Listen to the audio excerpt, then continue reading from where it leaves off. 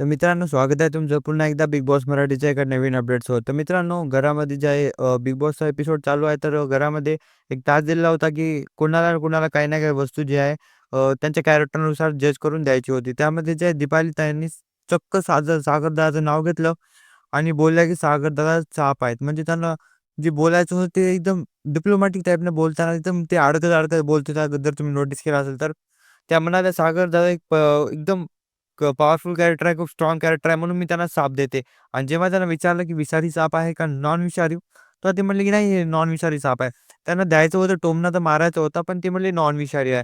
तेव्हा जे रितेश दादा आहेत ते म्हणले, "म्हणजे सागरमध्ये काही दम नाहीये." त्या त्या गोष्टी सागर ॲक्सेप्ट केले आणि म्हणले, "जसं सापाच्या शेपटावर कोणी पाय दिला, तर तो डंक मारणारच.